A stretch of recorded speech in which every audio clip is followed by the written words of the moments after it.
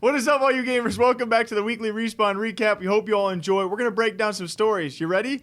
Let's break it down. Yeah, let's break it down. Let's get into it. Hope you all enjoy. And I think a widely overlooked story this past week, one of the greatest comebacks, not just in esports history, but certainly in Call of Duty history. Yes, just this past weekend for Major 5 in Call of Duty, we saw something that I personally have never seen, that being a best-of-9 reverse sweep comeback. It was Toronto Ultra up 4-0 against the Minnesota Rocker, and what do? Step by step, they complete the reverse sweep 5 maps in a row for a best-of-9 comeback, and what will go down in forever in esports history.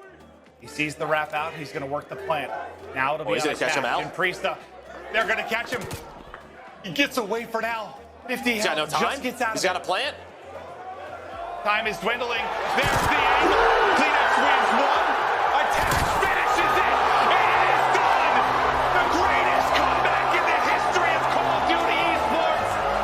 It's the Minnesota Massacre. I don't think anyone really saw it coming. As soon as it was a possibility, though, I mean, as soon as they were down 4 matches, people were like, oh, what if we saw a reverse sweep? What's going to happen? The people that actually were still watching at that point. Right. Then, like, a lot of people gave up. But then we saw people like our boy, Enable, who really didn't think that they were going to reverse sweep. And he said he was going to give away his 100T Gucci bag to someone who retweeted if Rocker did end up winning.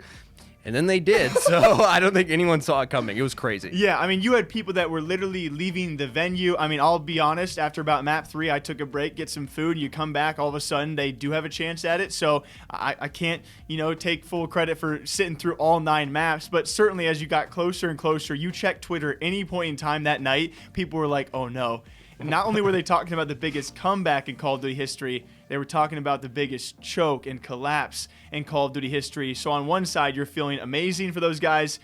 Reverse that, you're feeling just utterly gutted for people that are now on the butt end of Call of Duty history. But despite that, though, a reverse sweep in a best-of-9, the first I've ever seen, and one of the best ever in Call of Duty history. A little panic over the gaming community for a short span over this week, as a lot of headlines surfacing and dispersing a story around potentially their gaming PCs being banned in a few states around the country. I would encourage everyone, before we start this, watch the whole video that we made, because a lot of people were freaking out about it, because yes, there were a lot of misleading titles out there in the media space because people were freaking out. Essentially, some states, I don't know all of them, the big one is California, that everyone was freaking out about, have put into effect, this was going into effect for 5 years, a ban on PCs while they are idle. And so they cannot have a certain amount of power usage while they're idle. And people were like, what is even the point of doing that? Why did California decide to do that when there's so many other problems? But there was definitely mass panic at first when headlines said gaming PCs banned. And it was something that was, like you said, this has been coming into effect for quite some time. I personally took from the story, this is the rise of the PC master race, which we've all talked about for a long time.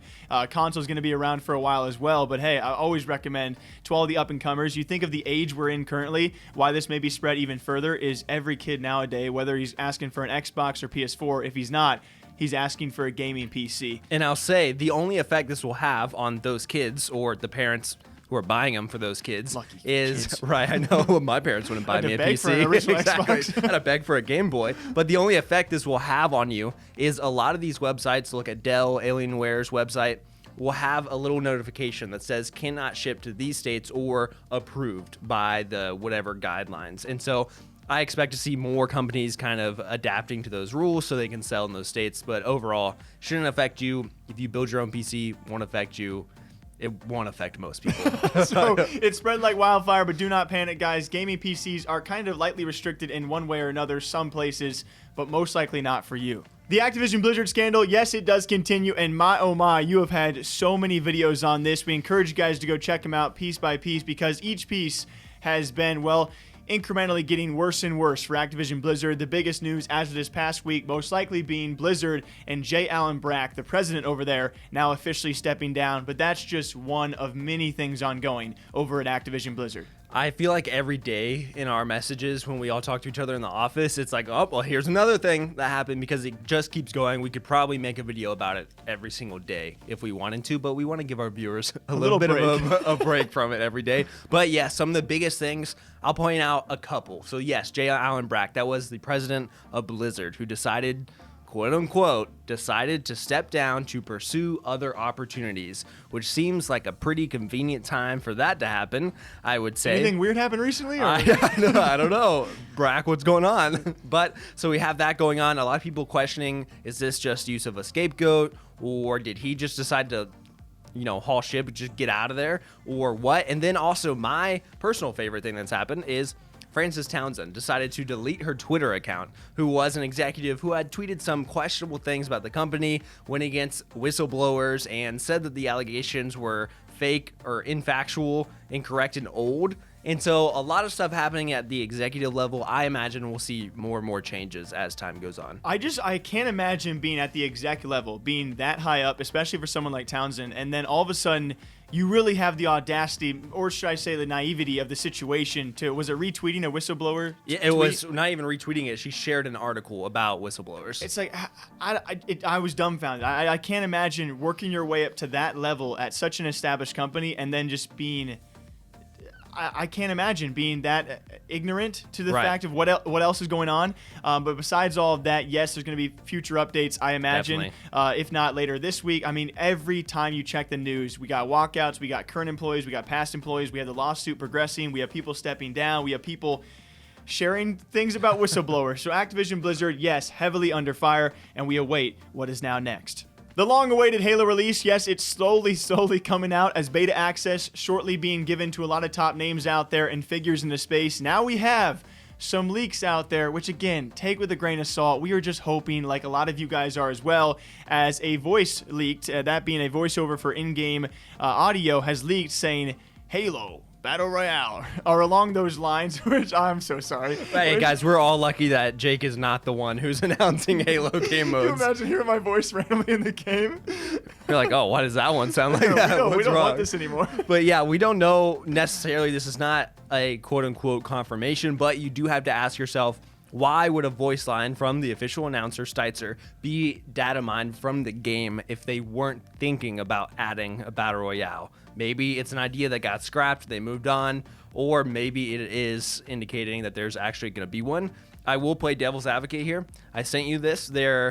Apparently, Steitzer's on Cameo, so you can request him to say certain things for you. You can pay him to say things, and so devil's advocate in me wants to say that someone just paid him to say Battle Royale and then pass it off as being data mined or something like that, which I know is not the case. But you never know with these companies what's going on, if it's actually going to happen. And you never really know what to trust, and just because even if it was an idea does not mean it's going to come to fruition. So even if it was legit, I mean, we've seen that studio members have said, no, the only Battle Royale or BR we know is the battle rifle. So we'll see what comes. It's another kind of lead on that a lot of people do want it, and a lot of people say it can survive without it.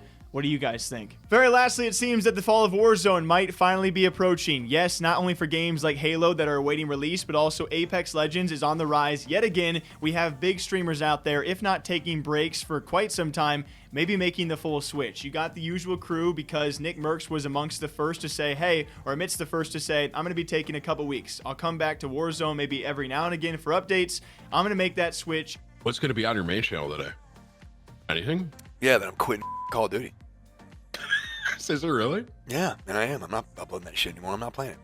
You're actually quitting? Like, officially? I mean, I might come back in a couple weeks to check out the new update or something, but I'm playing Apex. Yeah. And I'm going to upload Apex.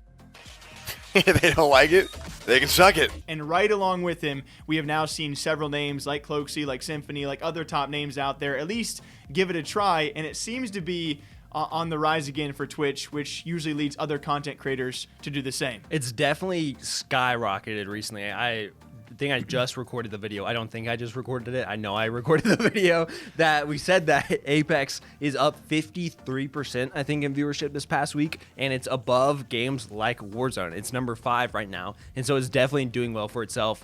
It's the new season. People are excited about it. And at a lower casual level, you don't run into as many hackers and cheaters as you do in Warzone. So I think people can get excited about that because they're so used to every single game. You see all the content creators, every game, drop in 1 out of 1 game, there's a cheater in that game. Yeah. And so it's not a surprise to me to see people like Nick and Tim who have played this for like a couple years now, Warzone? It's been a long time. It's been a long time. They've been grinding it to say, man, I'm not having fun anymore. I am having fun on Apex, so we're going to play that. And I don't think it's a huge pull, but Apex content also still does really well. Their numbers have not really been hindered by this, which probably leads others to say, okay, I can now risk that switch. Now, it's easier to say because they're the big boys in the scene, but where you really get the nitty-gritty is those middle-tier streamers. Are they also going to make the switch of a game they've been making a living off of for the last 1 to 2 years? Can they take the same risk as the bigger guys? We're going to see which ones stick it out. As we saw with Fortnite, the switch from Fortnite to Warzone, some big streamers switched, but a lot stayed. So we will wait and see what happens with the future of these battle royales. Another huge wrench to wait on is then Halo. If it has a BR,